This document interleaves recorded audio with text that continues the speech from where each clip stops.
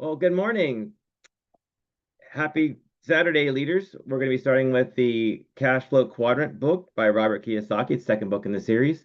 Just give me a minute to set this up, and I will be right there. Let's see. Hmm.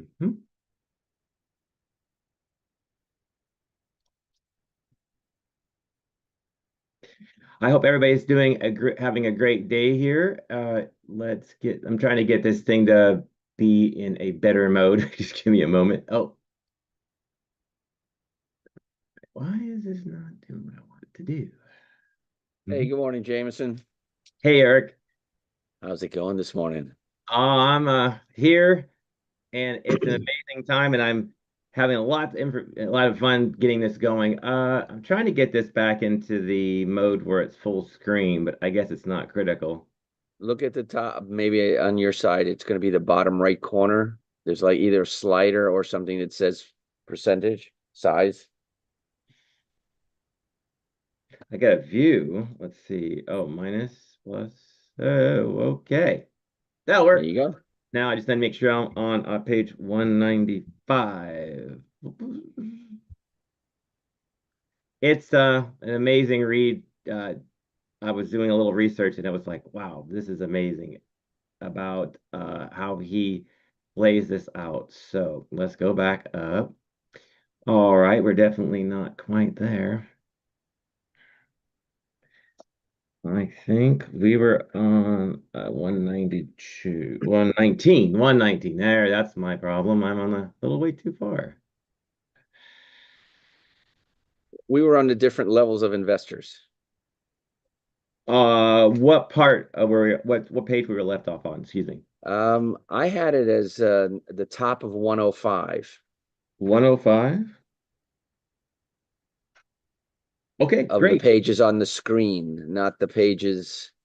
I got 'Cause in the book. I apologize. there's 100. There we Yep. go. And Let's then we go talked about the level bring that down. 3, I think it was, that was too busy to invest. Okay.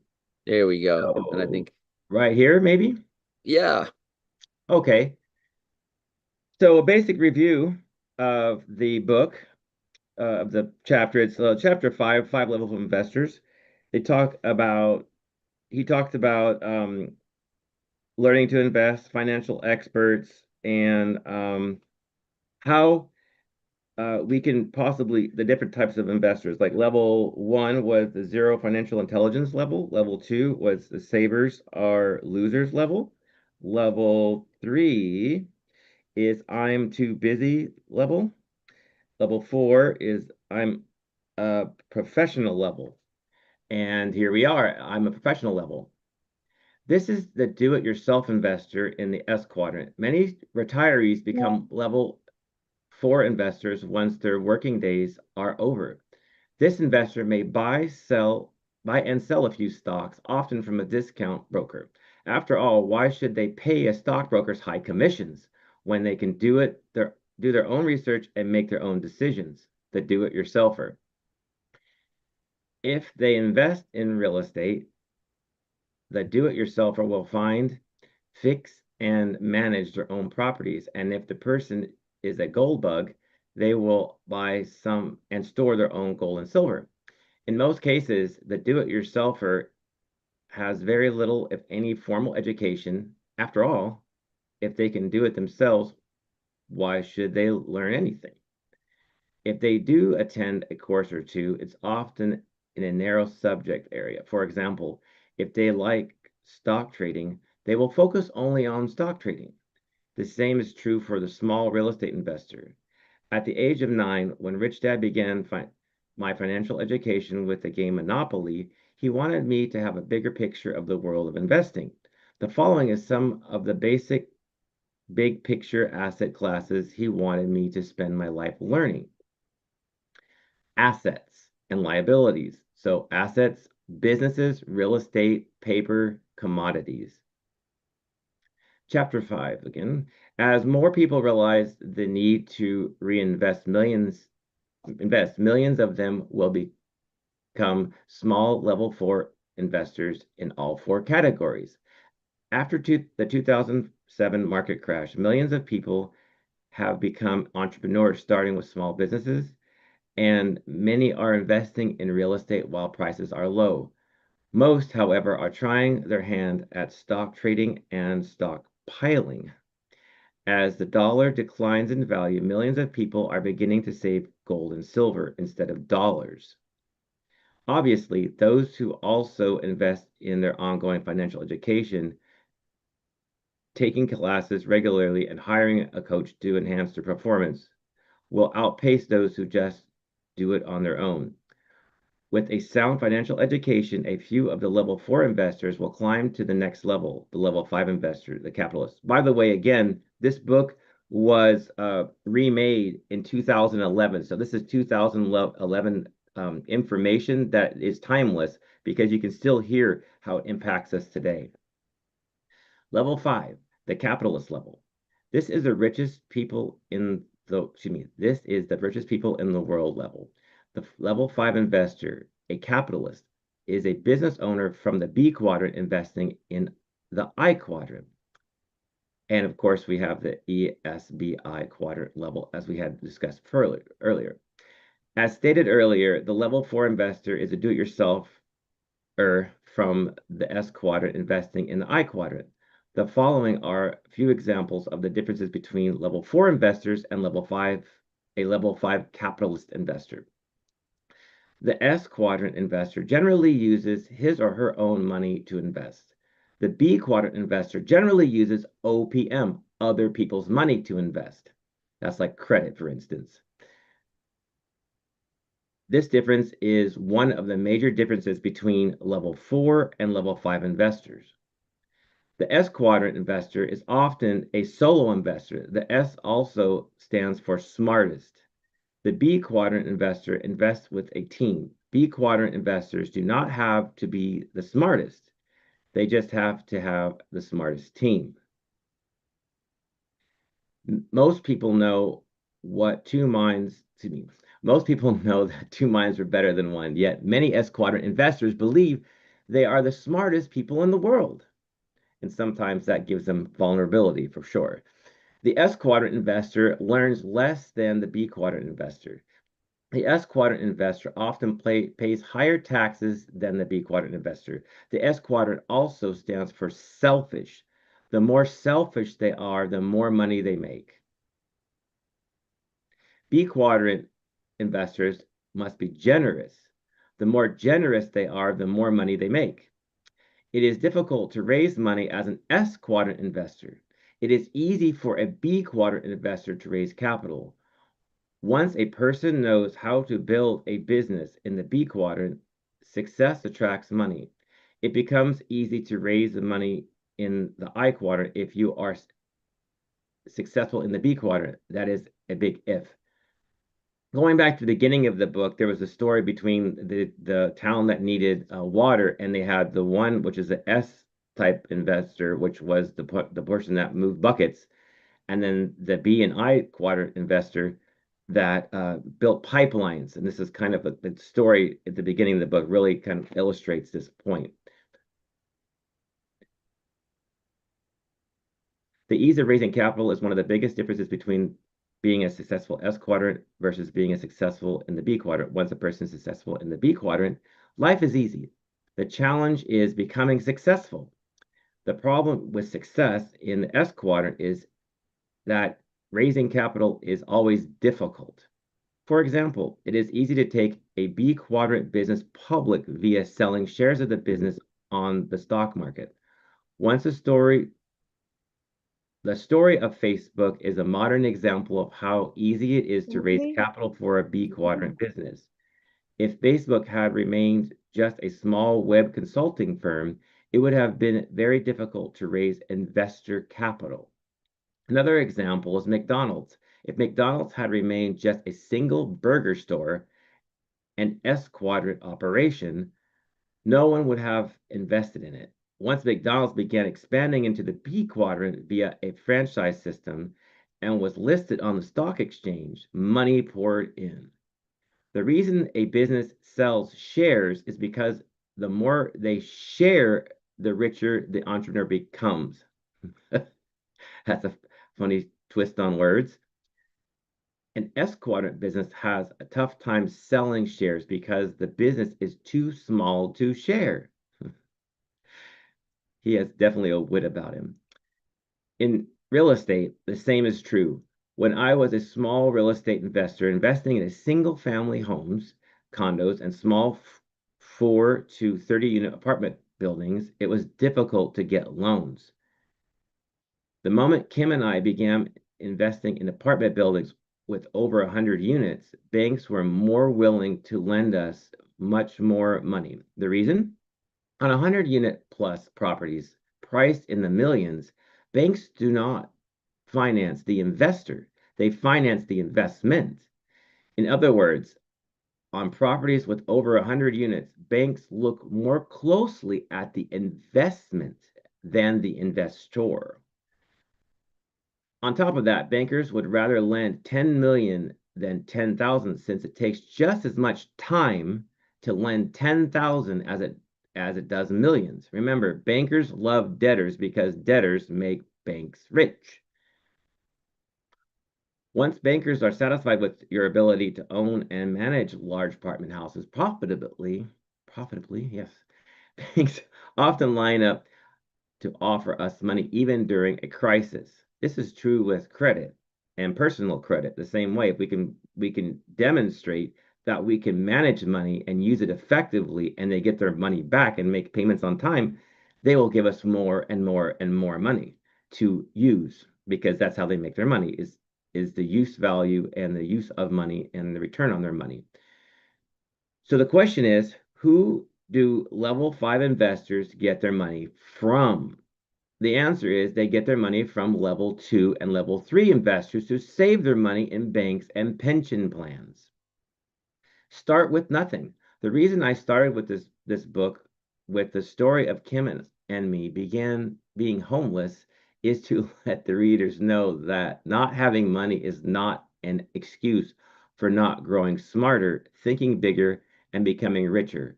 For most of my life, I have never had enough money. If I had let not having money be an excuse, I would never have become a capitalist. This is important because a true capitalist never has money. That is why they must know how to raise capital and use other people's money to make a lot of money for a lot of people. How to become a capitalist. My mom and dad wanted me to be successful in the E and S quadrants. My dad suggested I go to school, get a PhD, which he did himself, and work for the government or climb a corporate ladder in the E quadrant. My mom, a registered nurse, wanted me to become a medical doctor in the S quadrant. My rich dad suggested I become a capitalist. That meant I had to study the skills required for success in the B and I quadrants. My mom and dad believed in traditional schools such as colleges, law schools, and medical schools. They valued good grades, degrees, and credentials such as a law degree or a medical license. My rich dad believed in education, but not in the type of education found in traditional schools. Rather than to go to school, my rich dad signed up for seminars and courses that improved his business and investing skills. He also took personal development courses. He was not interested in grades or credentials.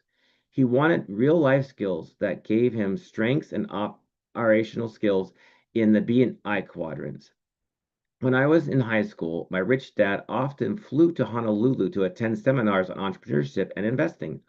One day, when I told my poor dad that rich dad was going to a class on sales, my poor dad laughed. Ha ha ha.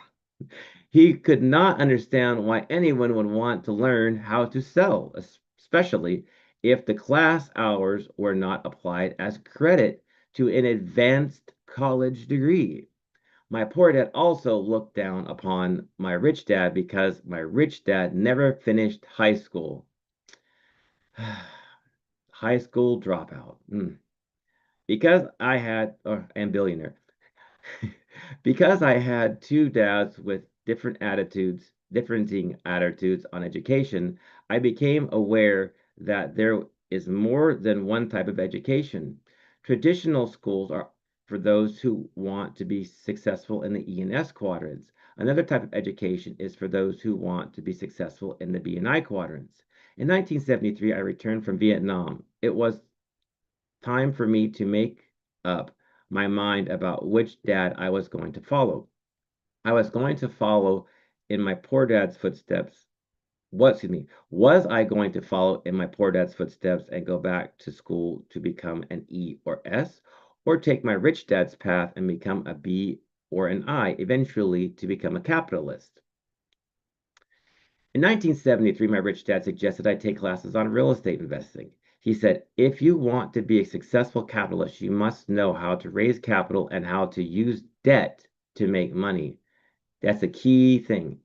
Raise capital and how to use debt, good debt, to make money. That year, I took a 3-day workshop on real estate investing. It was the start of my education into the world of the capitalist. A few months later, after looking at over 100 properties, I purchased my first real rental property on the island of Maui using 100% debt financing and still putting $25 cash flow into my pocket each month. My real life education had begun. I was learning to use other people's money to make money, a skill a true capitalist must know. In 1974, my contract with the Marine Corps was up, and I took a job with the Xerox Corporation in Hawaii. Not because I wanted to climb the corporate ladder, but because Xerox had the best sales training program. Again, this was all a part of my rich dad's educational program to train me to become a capitalist. By 1994, Kim and I were financially free, never needing a job or a company or a government retirement plan. Rich Dad was correct. My education could set me free, but not the education found in traditional schools. When the markets began to crash in 2007, rather than crash with the rest of the economy, our wealth skyrocketed. How can wealth skyrocket in a market crash? That's an interesting thing, and that's what truly financial education literacy helps you understand. As the stock market and real estate markets crashed, great deals floated to the surface, and banks were more than eager to lend us millions of dollars to buy and take over their investments gone bad. In 2010 alone, Kim and I acquired over 87 million in real estate using loans from banks and pension funds. That year was our best year so far. Eric Wilner, our real estate professional here on our platform, can definitely talk to and about that time frame and how it was an amazing opportunity for those who had the capital and or the ability to get capital and to take advantage of that opportunity. As Rich Dad often said, if you are a true investor, it does not matter if the markets are going up or coming down. A true investor does well in any market condition. Where are you? The amount to take a moment and assess where you are today. Are you an investor level one? If there is nothing in your asset column with no income coming in from your investments and you have too many liabilities, then you are starting at the bottom level, ground zero. If you are deeply in bad debt, the debt that costs you money without any income, your best investment might be to get out of debt. There is nothing wrong with being deeply in debt unless you do nothing. After I lost my first business, I was nearly $1 million in debt. High school dropout, millions of dollars in debt. No, that's not Robert Kiyosaki. That was Rich Dad. It took me most of my years to reach zero. It took me almost 5 years to reach zero, excuse me. In many ways, learning from my mistakes and taking responsibility for my mistakes was the best education I could have asked for. If I had not learned from my mistakes, I would not be here where I am today. Kim and I put together a simple program and workbook. how we got out of bad debt. Explain the process we use to get out of hundreds of thousands of dollars of bad debt. It's a simple, almost painless process. All it takes is some discipline and a willingness to learn. Are you an investor? Are you at investor level two? If you are a saver, be careful, especially if you are saving money in a bank or in a retirement plan. In general, savers are losers. I thought savers were winners, but maybe there's a story behind that. Saving is often a strategy for people who do not want to learn anything. You see, it takes no financial intelligence to save. You can train a monkey to save. Here's the term, the risk in saving is that you learn little. And if your savings are wiped out either by a market decline or a devaluation of the money supply, you will wind up without money and without education. And that could be like the purchasing power of your dollar through inflation or whatever other mechanism that devaluates the money that you do have. Remember that the US dollar has lost 95% of its value since 1971. It will not take long to lose the rest of its value. Whoa. As stated before, a person can even lose money saving gold if they buy gold at the wrong price. I suggest taking a few courses on investing, either in stocks or real estate, and seeing if anything interests you. If nothing interests you, then keep saving. Remember that the bond market is the biggest market in the world simply because most people and businesses are savers, not investors. This may sound strange to savers, but the bond market and banks need borrowers. Are you at investor level 3? This level is similar to level 2, except that this level invests in riskier investments such as stocks, bonds, mutual funds, insurance, and exchange traded funds. Again, the risk with this level is that if everything is lost, the investor loses everything and earns nothing. There's no insurance on this. There's no guarantees. Invest at your own risk. Basically, you're gambling. If you're ready to move out of level 3 by investing in your financial education and taking control of your money, then level 4 is a good level for you. Are you at the investor level 4? If you are here as a professional investor, congratulations. Very few people invest the time to learn and manage their own money. The key to success at level 4 is lifelong learning, great teachers, great coaches, and like-minded friends. Basically, whoever you surround yourself with. It's an amazing thing. Your 5 closest friends, as it were. Level 4 investors take control of their lives, knowing that their mistakes are their opportunities to learn and grow. The fear of investing does not frighten them, it challenges them. I've heard this saying from investors before. That $10,000 loss was a great seminar, meaning even though they lost $10,000, that was an education experience because as long as you don't make that mistake again, you've gained wisdom, and that wisdom will get you the opportunity to have bigger and bigger deals because you've taken the time to fix your challenges and learn from your mistakes. Are you at investor level 5? To me, being a capitalist investor at level 5 is being on the top of the world. Literally, the world is your oyster. Love that saying. The the world has no borders. In this world of high-speed technology, it is easier than ever to be a capitalist in a world of plenty. If you are at this level, keep learning and keep giving. Remember that true capitalists are generous because a B quadrant capitalist knows you must give more than to receive more. Again, a B quadrant capitalist knows that you must give more to receive more. That's the velocity of money, the flow of money. Money moves. When it moves, it makes money. It's your choice.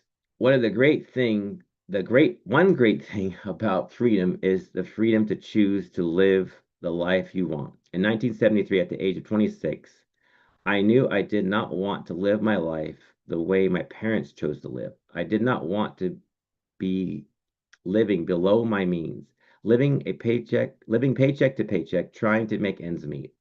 To me, this was not living. It may have been good for them, but I knew in my heart that it was not right for me. Also, I knew that going back to school for an advanced degree was not for me. I knew school did not make people rich because I grew up in a family of advanced degrees. Most of my uncles and aunts had master's degrees and a few had their doctorates. I did not want to climb the corporate ladder in the E quadrant either, nor did I want to be very specialist in the S quadrant. So I took the path less traveled and decided to become an entrepreneur and a professional investor. I wanted the freedom to travel the world, do business, and invest. It was my choice. I do not recommend that path for everyone, but I do recommend that path for a person to choose. That is what freedom is, the power to choose. I encourage you to look at the 5 levels of investors and make your choice. Each level has its pros and cons and its advantages and disadvantages. Each level has a price greater than money. If you choose level 1, 2, or 3, there are many other people and organizations qualified to support your investment life at those levels. In 1997, Kim and I created the Rich Dad Company to provide education, games, programs, and coaches for those individuals who seek to be level 4 and level 5 investors. A final word on investing. In the world of money, you will often see the term ROI, return on investment. Depending upon whom you talk to, will vary. For example, if you talk to a banker, he or she may say, we pay 3% interest on your money. For many people, this may sound good. If you talk to a financial planner, they may say you can expect a return on your investment of 10% per year. To many, a 10% return is exciting. And to most people, especially those in the E and S quadrants, the higher return, the greater the risk. So the person accepting a 10% return already assumes that there's more risk in that investment than the 3% return from the bank. And there is. Ironically, both the 3% return from the bank and the 10% return from the stock market are extremely risky. The money in the bank is at risk due to inflation and higher taxes caused by banks printing money. The 10% in the stock market is at risk due to volatility caused by HTF, high frequency trading, and due to the novice investor investing without insurance. The investor investing without insurance. In my world, ROI stands for return on information. This means that the more information I have, the higher my returns and the lower my risk. I caution you because what I am about to say may sound insane or too good to be true, yet I assure you it is true. In my world, the world of a level 4 and 5 investor, an infinite return is expected. Infinite return is expected. And with low risk. Wow. And an infinite return means money for nothing. Wow, I'm going to read that again. An infinite return is expected with no risk. An infinite return means money for nothing. In other words, investors receive income without having any of their own money in the investment. So that is, if they have no money in and they get a return, it's infinite because they get over 100% return. In an earlier section, I wrote that I took a real estate course in 1973. After looking at over 100 investments, I purchased a condo in Maui using 100% financing, which means I used none of my own money. I put $25 I put $25 each month into my pocket. That $25 was an infinite return on my investment since I had zero investment invested. And I quote from that section, my real life education had begun. I was learning to use other people's money to make money, a skill a true capitalist must know. I know $25 a month is not a lot of money, yet it was not the money that was important to me. It was learning a way of thinking, a way of processing information and producing a result. One of the reasons that I have so much money today is simply because I was educated and trained to think differently. If you have read Rich Dad, Poor Dad, you may recall that the title of the first page is the rich don't work for money. One of the reasons why those in the E&S quadrants have problems with that statement is because most went to school to learn to work for money. They did not go to school to learn how to have other people's money work for them. That is true financial education. When Kim and I started the Rich Dad Company, we borrowed $250,000 from investors, excuse me. We paid the money back once the company was up and running. Today, the business has returned multi-million dollars, multi-millions of dollars, and not only to Kim and me, but to the companies and individuals associated with Rich Dad. As I said, capitalists are generous. My point is that the moment a person knows how to make money out of nothing, or with other people's money, or the bank's money, they enter a different world. It's a world almost exactly opposite from the E&S quadrants, a world of hard work, high taxes, and low returns on investment. The reason most people believe that saving is smart and that 10% return on the stock market is worth it is simply due to lack of financial education. Your best ROI is not a return on your investment, but a return on your information. This is why a financial education is essential, especially for the uncertainty of the world ahead, excuse me. Remember this about the world of education. Education gives us the power to turn information into meaning. In the information age, we are drenched with financial information. Yet without financial education, we cannot turn information into useful meaning for our lives. In closing, I say the I quadrant is the most important quadrant for our future, your future. No matter what you do for a living, how well you do in the I quadrant will determine your future. In other words, even if you make very little money in the E and S quadrant, financial education in the I quadrant is your ticket to freedom and financial security. For example, my sister is a Buddhist nun. She earns nearly zero in the S quadrant, yet she attends our investment course and has steadily been increasing her financial education. Today, her future is bright because she stopped saving money in the bank and buying mutual funds and began investing in real estate and silver. In the 10 years between 2000 and 2010, she has made much more money in the I quadrant than she could ever make as a nun in the S quadrant. I am very proud of my sister, and she may be a nun by profession, but she does not have to be a poor nun. Further, before reading further, we go on, there's a big question. What level investor are you? If you are truly sincere about getting wealthy quickly and read and reread the 5 levels. Each time I read the levels, I see a little of myself in all the levels. I recognize not only strengths, but also the character flaws that hold me back. The way to create financial wealth is to strengthen our strengths and to address our character flaws. And one way we do that is by first recognizing them rather than pretending that you're perfect. We all want to think the best of ourselves.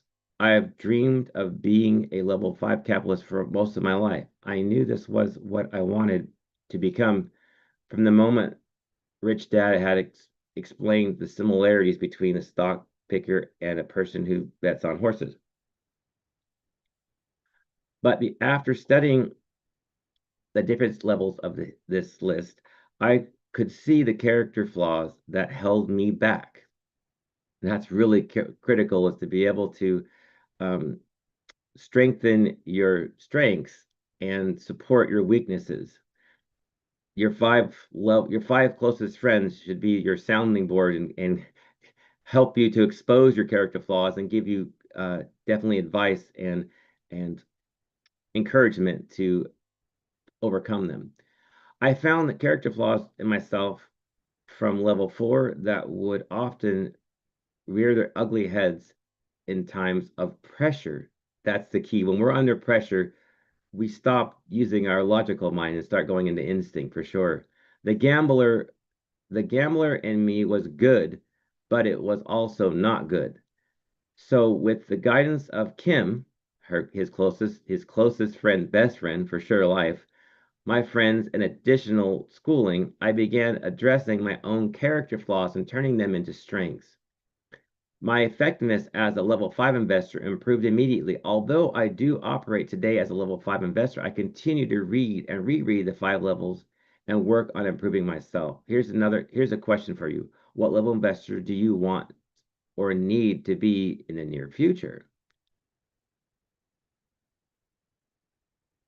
Warning. Anyone with the goal of becoming a level 5 investor must develop their skills first as a level 4 investor. Level 4 cannot be skipped on your path to level 5. Anyone who tries to do this is really a level 3 investor, a gambler. If your answer to the question 2 is the same as is in question 1, then you are where you want to be. If you are happy where you are as an investor, then there's not much need to read any further in this book. One of life's greatest joys is to be happy where you are. Congratulations! However, if you still want and need to know more financially, continue to be interested in pursuing your financial freedom. Read on. The remaining chapters will focus primarily on the character of someone who in the B and I quadrants. In these chapters, you will learn how to move from the left side of the cash flow quadrant to the right side easily and with no risk. The shift from the left side to the right will continue to focus on intangible assets that make possible the tangible assets on the right side. And again, before going on, I have one last question. Number 3. To go from homeless to millionaires in less than 10 years, what level investor do you think Kim and I had to be? The answer is found in the next chapter, well, where some learning experiences from our personal journey to financial freedom.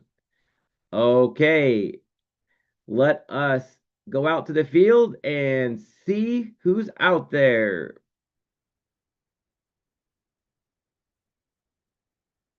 Let me go back.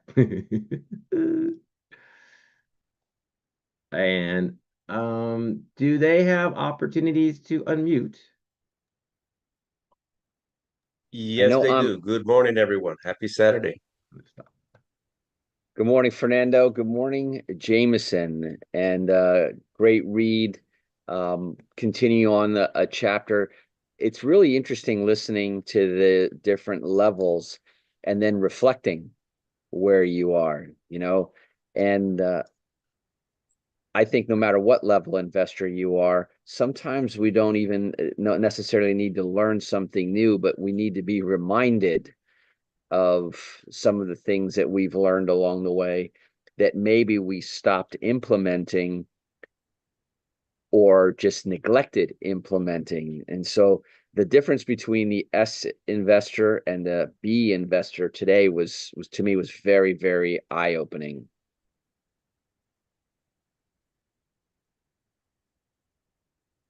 You muted yourself, Jameson.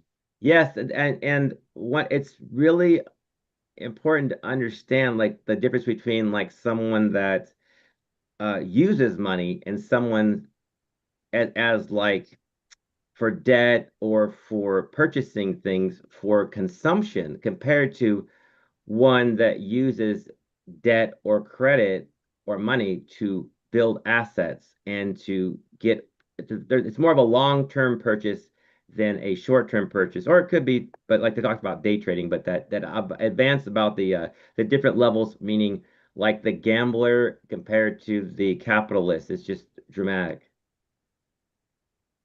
Yeah, and there was an educator, and this goes back to the 80s, and he used to talk about the guns versus butter decision whenever you buy something.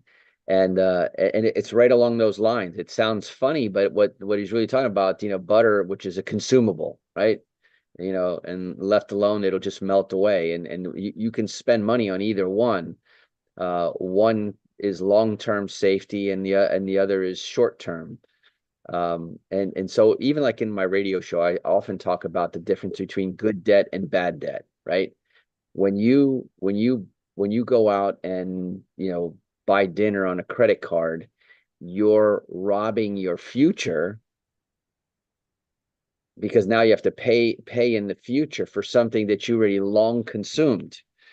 When so and people acquire consumer debt buying junk electronics, they buy shoes, purses, clothes, you name it.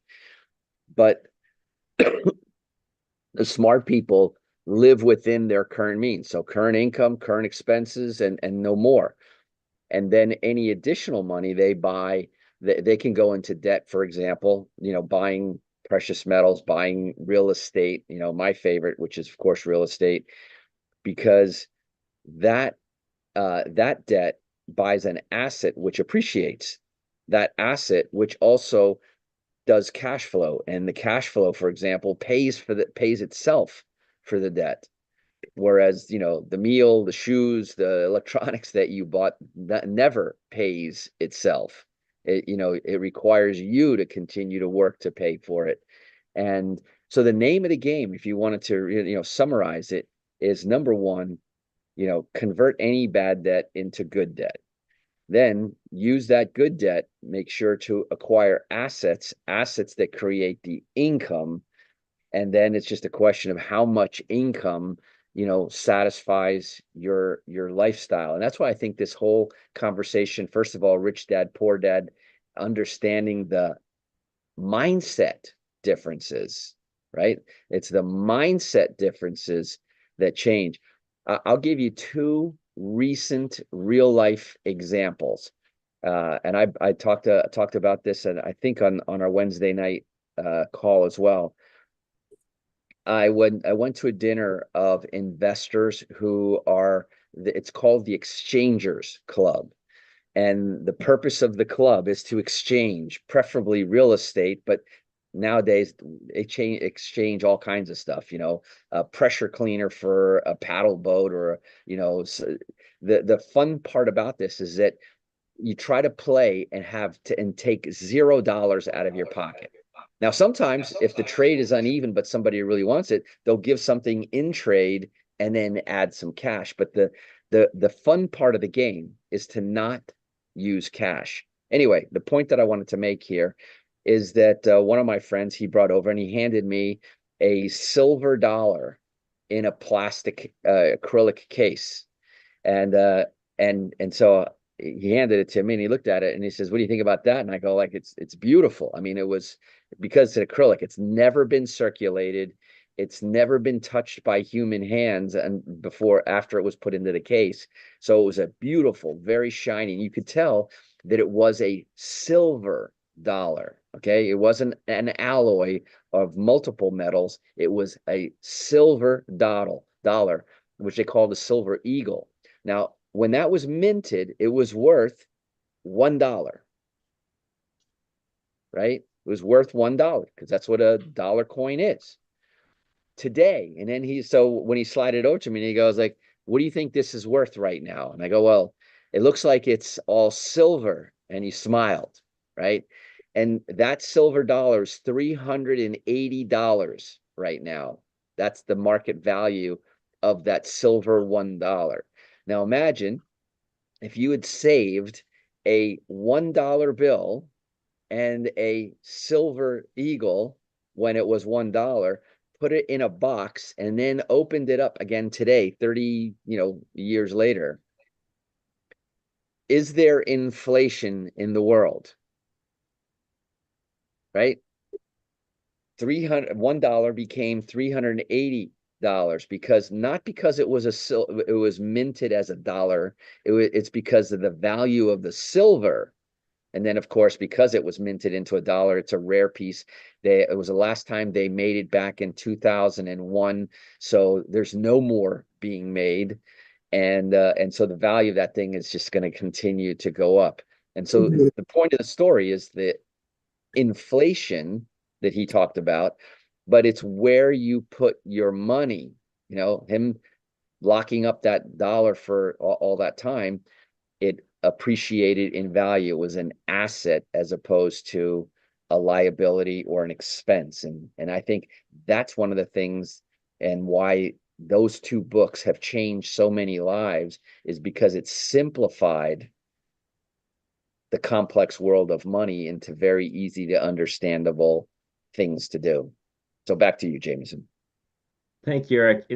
That's one of the things about the B level investor, about giving back and sharing, as opposed to the other types of investors, meaning as you're learning, as example, Robert Kiyosaki is giving back through education, financial education, the pains he went through to get it all.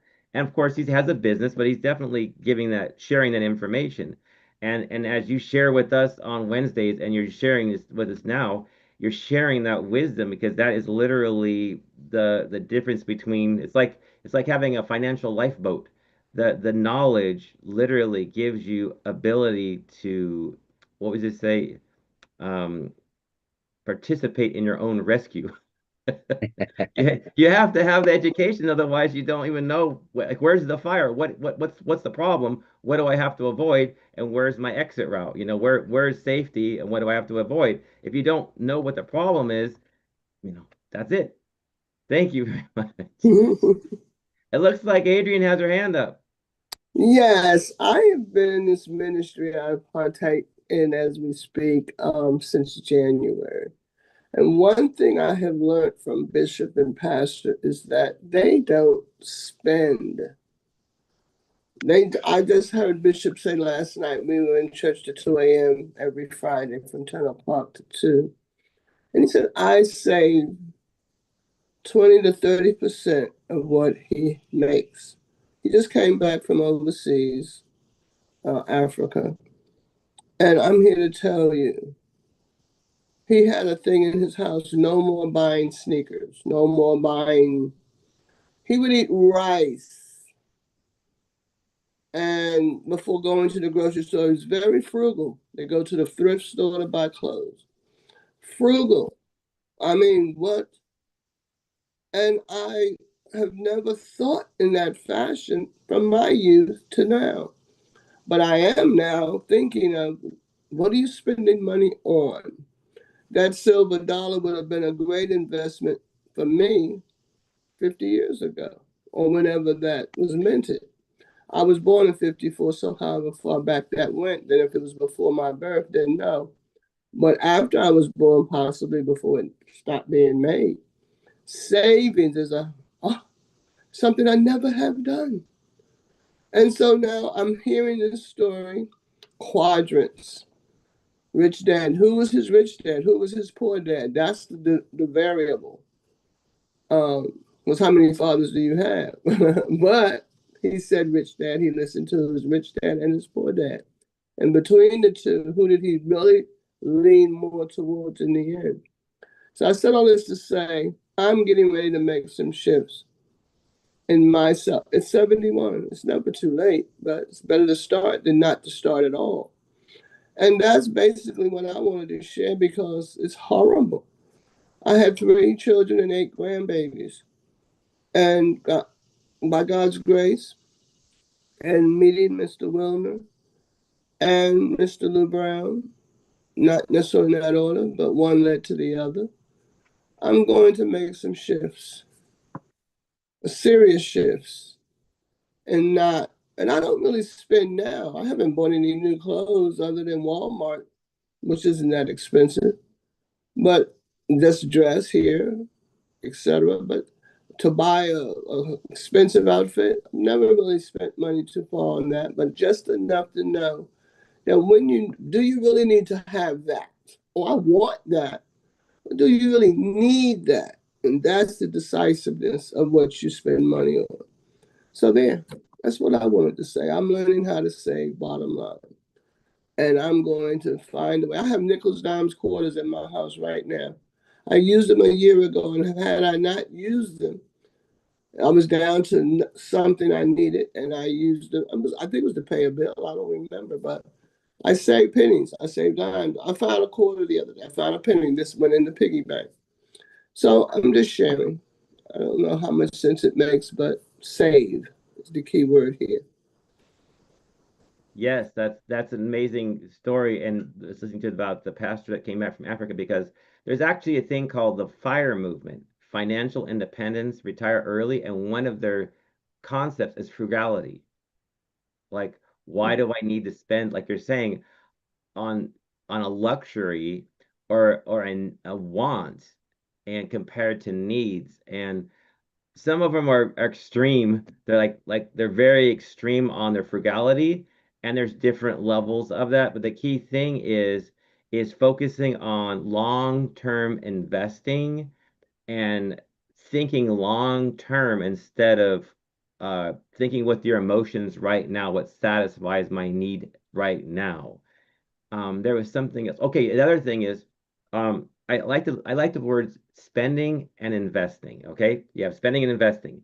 What is the difference between the words spending and investing from a consumer perspective at Walmart? So, if you, Adrian, I have a question for you. If you go to the store and you're going there for a dozen of eggs, are you spending money or investing money? Spending. Now, what are you going to do with that money, with those eggs? Are you going to cook some omelets, bake some cakes, do something with that? The idea is if I'm going to buy eggs, well, I don't buy that much because I've been doing some studying on eggs and Sure. meat, Uh-huh.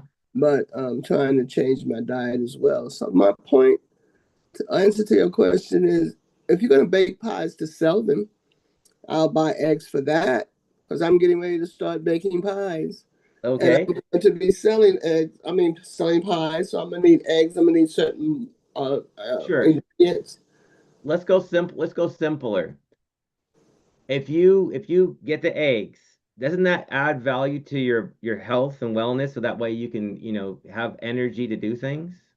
Not necessarily because the study I have been doing on eggs, I'd have to Okay. send you some things to tell you about it. So I don't want to get too gross How on about how on about how what the what what do you buy at the grocery store? Anything. What do you buy at the grocery store? I'm changing how I buy. I'm buying watermelon. I've been doing a watermelon fast now for about Watermelon. 14 days, just plain watermelon Why did you buy a watermelon? for fasting. For what? That's for health reasons Health. because it's Health. some Because that's a things we return. yes it is. Yeah, It's a that's a return on investment, isn't it? it sure is. See, now when you go buy your watermelon, are you investing or spending? I am spending, To but invest with the return of better on health. better health. That's Exactly. it. That's all I was trying to get at. Okay, All exactly. right. Thank Yeah, you. thank you. I know that Cassandra had her hand up a moment ago. But Okay. Cassandra, if you're there, I was just admiring what you were saying about investing and being crucial on how to spend and everything. Um, so I mean, it is all right. I mean, sometimes we have to step back and see what is really important to us. Um, so I enjoyed the reading. I was a little late getting on. I'm en route to Wilson, North Carolina, to this event. With Bush and McDonald and them. And, we're we're looking for change. We're looking to grow and to understand how we can make our lives better, what we can do to grow. So thank you everybody. Y'all have a blessed, wonderful say, but I admire you, Mr. Adina. And I'm telling you, that's we got to think smarter. Thank you. Indeed. You know, that's very true. And the same way you're feeling and you know, some of the comments are feeling is because that's how a lot of people in the country, I think there's a subtle shift. You know, we went from everyone being self-employed to everybody, or the majority of people being employed. And today there are a lot of people, especially after COVID, where people experienced the, you know, the advantage or the privilege of working from home. More and more people want to have that autonomy, that, you know, they want to be their own boss, make their own hours.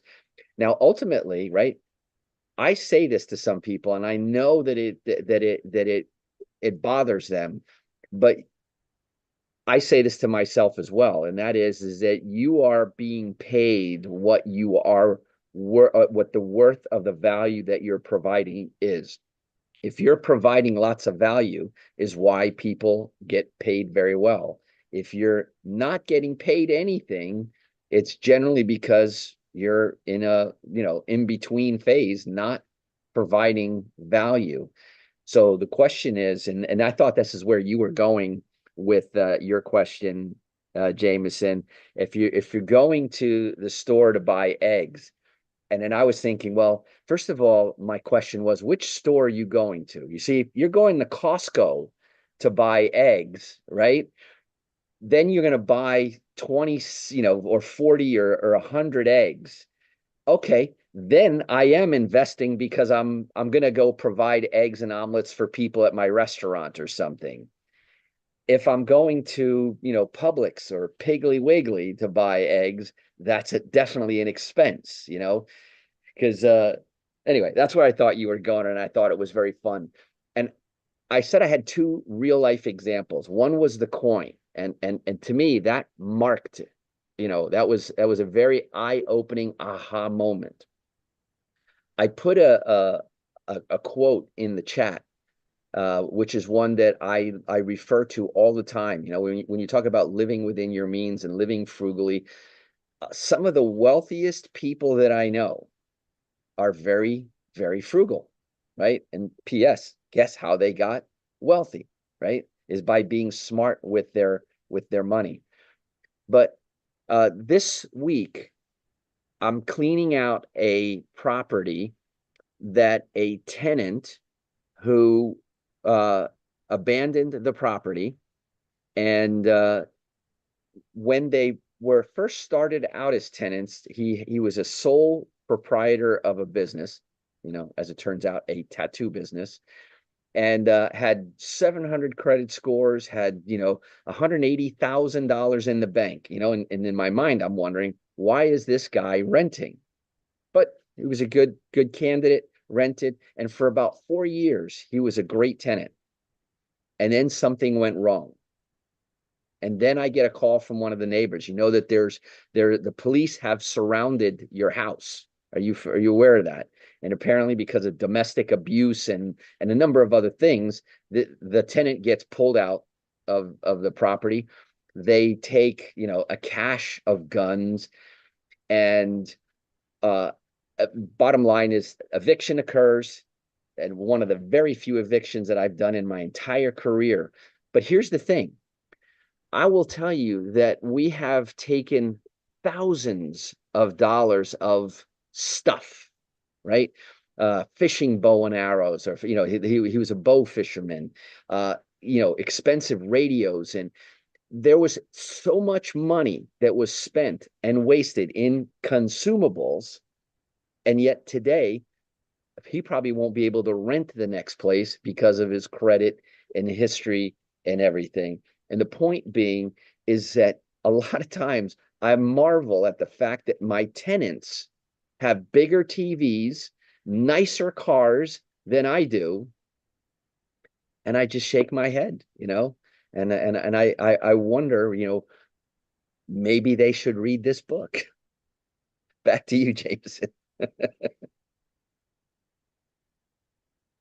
That, Listen, that- Go ahead. Go ahead, Mariva. Listen, good morning. You're doing an outstanding week. Thank you for taking the time out to volunteer for us today. Loving your input. Loving Eric's input. I'm out here in New York City, Queens, doing my deliveries, but yet and still, I have to be here to feed my brain and fund my mental. Um, um, the fact is, when I look on here, most of us, we have, you know, way more time behind us than we have ahead of us. So we have to really you know, really think about everything that's being said when we read this book and actually practically put it into use, because of the fact that if we can read so much, we can hear so much, and like you said, education and information, if we're not applying what we're hearing, we're going to find ourselves back into the same rut before, if anybody else is on here that's in MWR, before we started MWR. You know what I mean? So we have a wealth of, experts. Um Eric in his field, he has a wealth of knowledge, and he comes here and he shares his tidbits with us. And I don't know what stops us from doing it. Is it fear? Is it, I don't know. But whatever generational curse that we have in our mind, they say fear and roots that are embedded in us is embedded in our what is it called? GI tract. DNA. In our GI tract, right? So it causes us not to move and not to do the things that we need to do. So I'm really loving what I'm hearing today. I don't get to hear all of it, but I think is Fernando here? Let's see if he's recording it. I guess I'll see the recording on the page, on the YouTube page. But I'm loving to learn with you guys, to grow with you guys, and just to be successful with you guys, my success buddies and reading partners. I love you much. Thank you. By the way, can we start a reading group outside of this? Because reading is fundamental. And in all you're getting, the Word of God say, get understanding. And that's the Word of God on the Word of God. And I understand that to the letter. As a leader, yeah, you could start your own book club wherever. You could go 7 days a week. No, I'm This is talking just about one thing. I'm talking about within MWR, outside of this one on Saturday. Yeah, Okay, good. You and I, what's your name? Monifa, I don't see why not. We can start with this book right here because I Okay. need to absorb it in an understanding way. I'm hearing my brother read it, yet I want to grasp it inwardly. It's got to go. Internally, it has to Yeah, embed. Yes. yes. So take my number, and it's public, so I'm not going to worry about who hears it.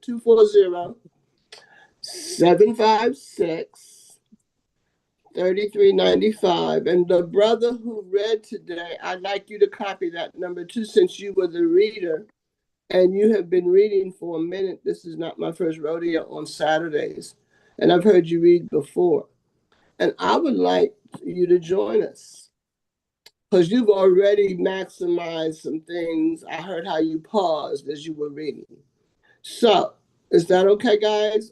Eric, and you can be a part of it too. That's a I thought. guess it would depend on everybody's schedule and what Of course, I mean, I'm just throwing it out there. You're putting everybody on the spot right now, but we'll see. We'll see how it works. No problem. Call me. Let's walk it out next week, however day you want to call. Just send me a text, because if you're not in my contact, Yeah, put your number in the chat because I'm driving. Yes, and ma'am. I didn't get to write it down. Okay, sure do. We'll do. All right. Thanks. Anyone else out there? Jameson, Fernando. happy Saturday, everyone. Wow, Thank you. there's our fearless leader. He's the man. Yeah. This is the plan. Fernando. Hi, Hey, Fernando. Manifa. Adriana, how you doing? Well, I'm excited to Yes, be here, sir. everyone. I'm taking a lot of notes as we speak. One thing that I'm taking with me today is the training Xerox that Robert Kiyosaki exposed himself into. So I think sometimes we have to challenge ourselves to be exposed to difficult, opportunities in regards to if I want to learn sales, let me expose myself with the best training platform. So what do we have here? Just the Reading Club alone, it's an incredible training experience platform. So and our platform MWR as well. We have trainings, we have all kinds of support to be able to scale up knowledge, experience. Okay.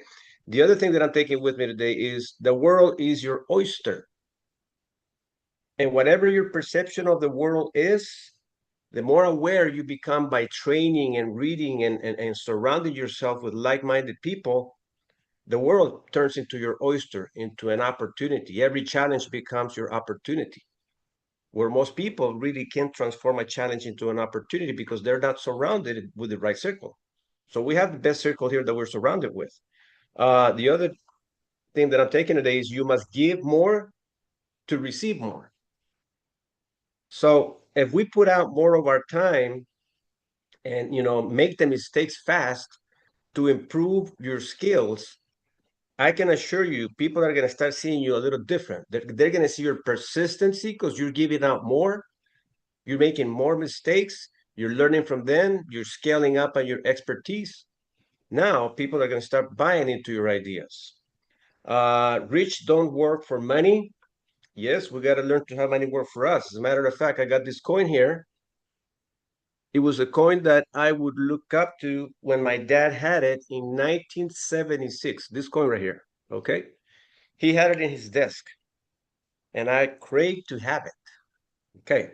Let me tell you how I have access to this coin that I was looking at almost every day. And he had it in his desk, right? I said, how can I have access to that coin? Because he wouldn't give it to me.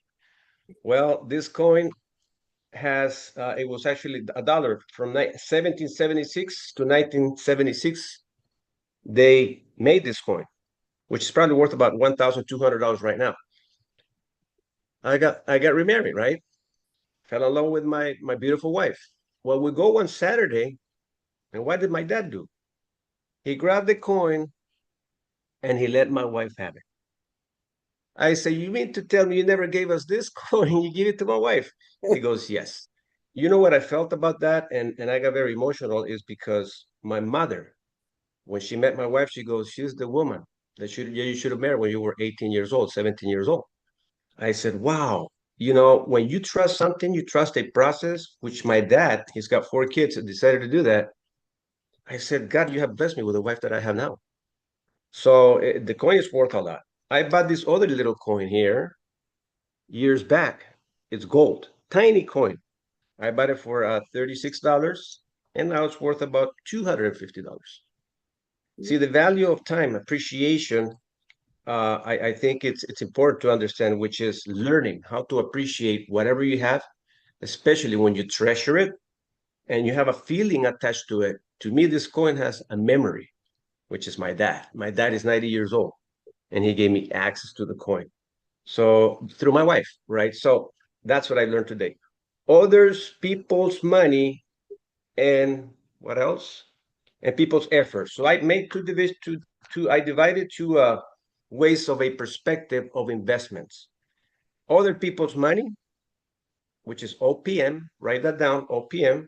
So that's the acronym of other people's money, and then OPE, which is others people's efforts. So if we learn to use, like Eric alluded to, if you learn to use good debt and push away to get rid of bad debt, now you're gonna start having the bank's money work for you. And we have that already in our platform. People, we need people. So banks can become an asset, people can become an asset. Net worth equals network. So if you start to see other people's money, which is banks, and convert that into a net worth, people become also your network. High interest rate of return is built through time, which is compounded interest, and highly trained leaders also become a tremendous rate of return because that buys you a lot of time. So we have to learn to transition from the way we see things, from problems to solutions.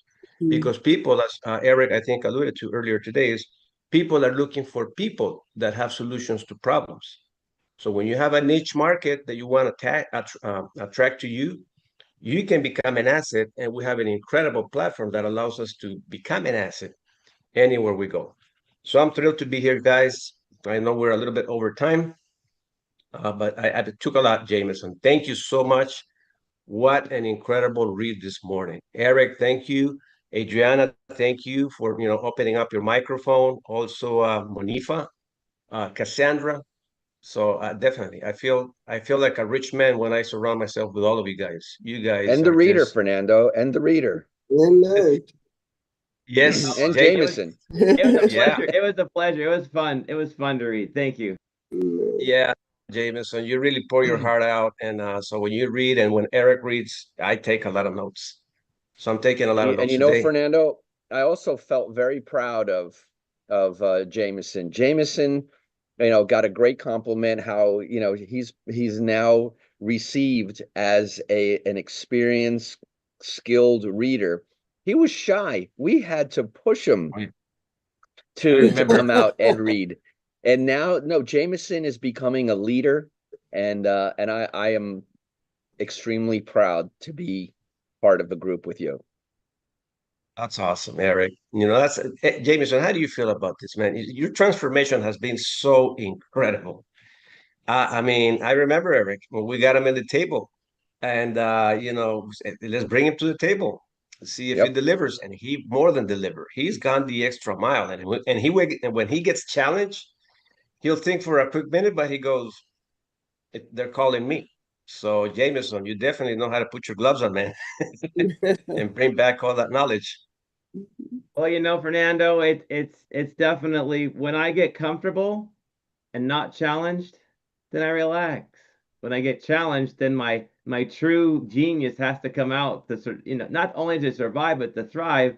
And then when it calms down, so I'm learning to find other ways of challenging myself to definitely put that carrot out there for me. So this is one of them for sure, and you'll see more and more of me soon. Awesome. Well, anybody that wants to be a part of the reading club, by all means, just let us know. Okay, Adriana, who are you with? Who's your Eric, leader? Huh? Eric Wilner. Eric Wilder. Perfect. There's Mhm. another reader that we can actually bring to the table. So have a conversation with him, and he'll give you a little bit of the guidelines, Mhm. and definitely, we'd love to have you.